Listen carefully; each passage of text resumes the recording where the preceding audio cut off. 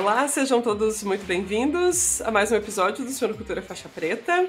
Eu sou a Inês Andretta, é sempre muito bom estar com vocês e hoje a gente está recebendo a Jéssica Pereira, que é zootecnista e que é mestranda na URGS. Jéssica, muito obrigada por ter aceito o nosso convite, por estar aqui com a gente. Oi, prof, tudo bem? Tudo certinho? Eu é que agradeço o convite, de estar participando da Suinocultura Faixa Preta e muito obrigada. Legal, Jéssica. A gente conversou, né, porque, enfim, combinou aqui de se encontrar e gravar esse podcast por conta da tua apresentação oral, né, no evento da Abraves, né, da Abraves Nacional. Era um trabalho que você apresentou muito interessante, assim, na temática das fibras para as porcas gestantes, né, esse é um tópico bem em alta, assim. Mas eu não vou falar muito, eu vou te perguntar, assim, qual que você acha que é a importância das fibras, né, ou das dietas com fibras, né, um nível mais alto de fibra, para essa fase aí das nossas porquinhas? Então, prof, eu acho que tudo que a gente for tentar estudar, investigar para melhorar, né, as condições de produção das matrizes, eu acho que é sempre válido.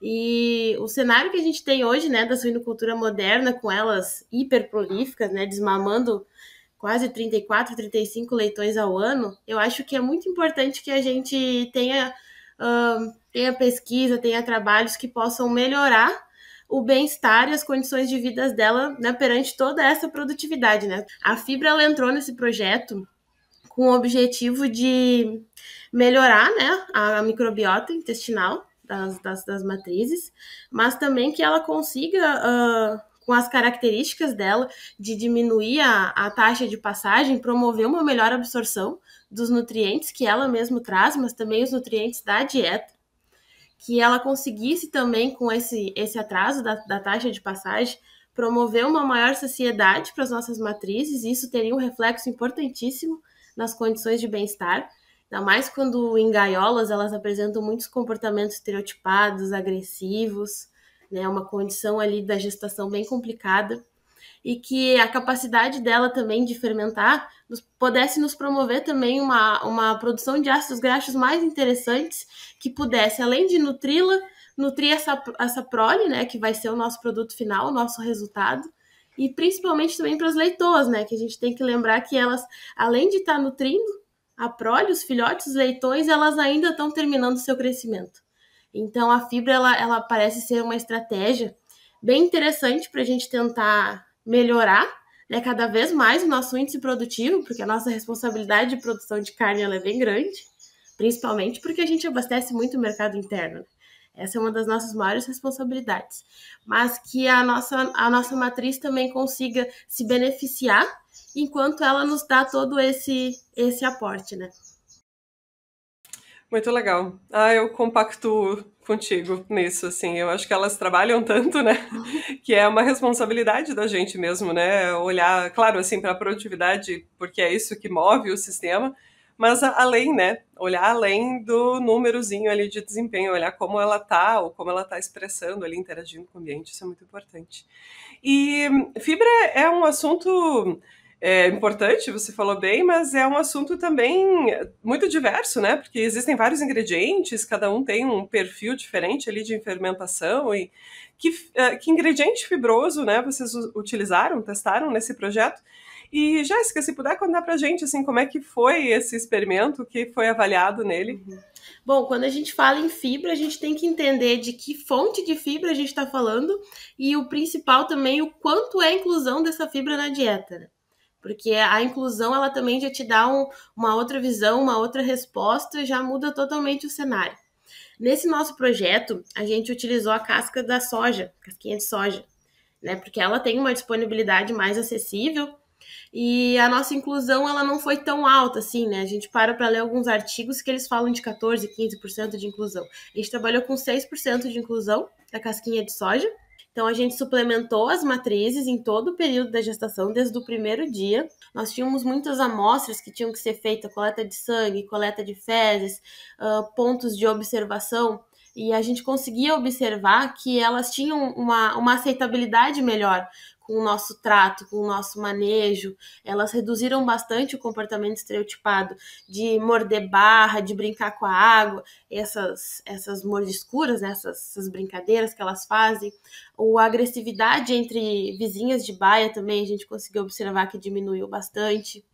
E aí, quando a gente desceu para a lactação com elas, para a maternidade com elas, para o período do parto e da lactação, a gente também conseguiu observar que, né, a marcha, a descida delas foi mais tranquila, não foi uma fase muito agressiva, que geralmente, principalmente quando a gente trabalha com leitoas, né, trocar elas de lugar, fazer todo o transporte delas é uma loucura.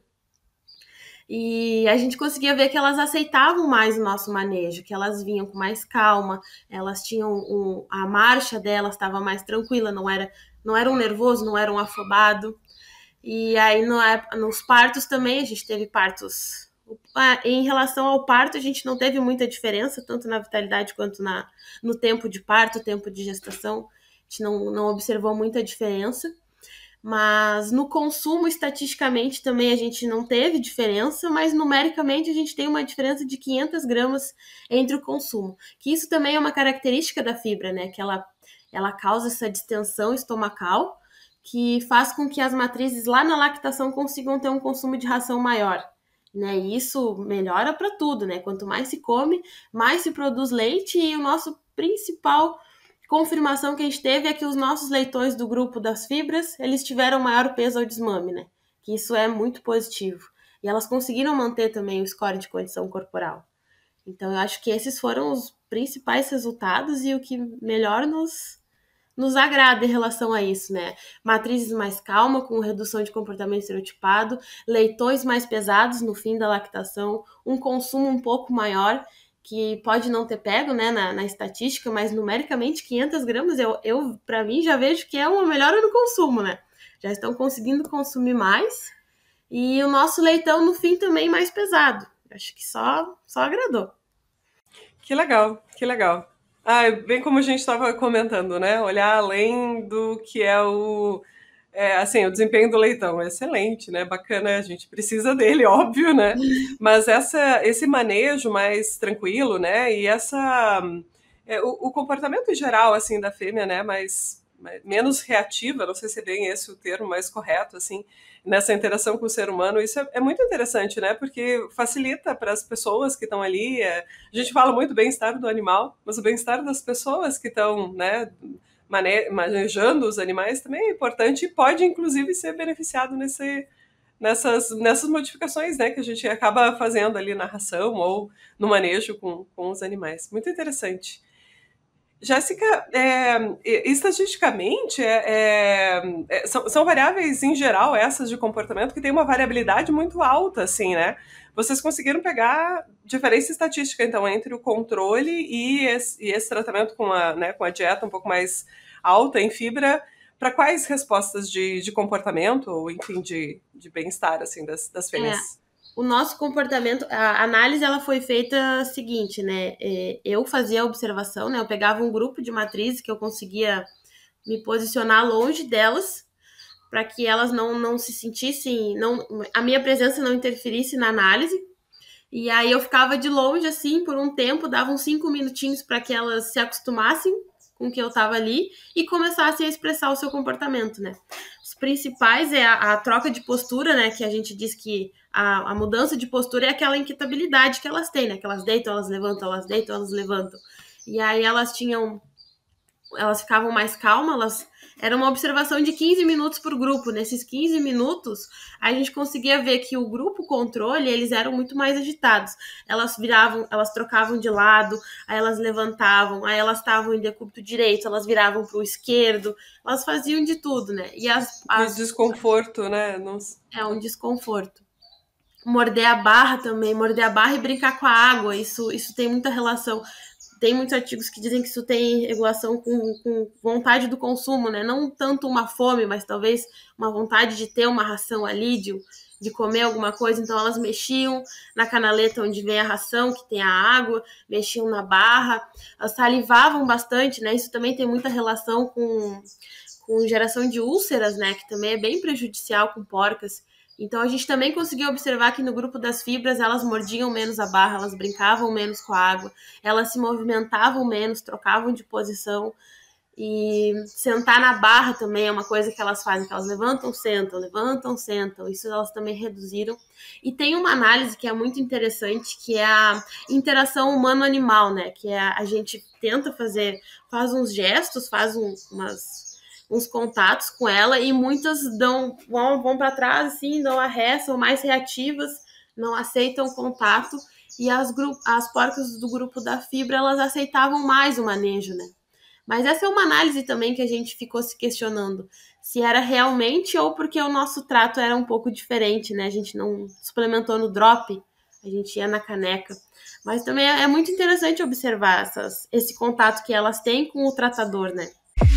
A DSM Firmenich pode ajudá-lo a preparar, proteger e apoiar a resiliência dos seus leitões, fornecendo experiência local em suínos e soluções completas e personalizadas para ajudá-lo a concretizar a sua visão. A DSM Firmenich está moldando o futuro dos cuidados com suínos. Excelente, Jéssica. Muito obrigada mesmo por, primeiro, né, desenvolver essa pesquisa, né, você, seu grupo, acho que isso é muito importante, é um papel super relevante, assim, das universidades, a gente tem que falar dele, né, então obrigada por estar envolvida na pesquisa, em primeiro lugar, e por vir compartilhar aqui com a gente esses resultados, e né, a gente espera que chegue para mais gente, que a gente consiga contribuir um pouquinho de cada vez, mas contribuir aí para o bem-estar das porquinhas também, das fêmeas. Muito obrigada, Jéssica. Rapaz, prof, eu que agradeço, né? Tem que agradecer a nossa equipe, ao Leso, que sempre dá assistência um para o outro. Esse trabalho ficou bem legal, foi bem interessante. Agradecer o apoio de todo mundo, principalmente dos produtores, que abrem a porta da casa deles para nos receber. Jéssica, brigadão. Eu sou suspeita para falar do Leso, né? Então vou ficar quietinha. Obrigada a todos também que nos acompanharam até aqui e até a próxima.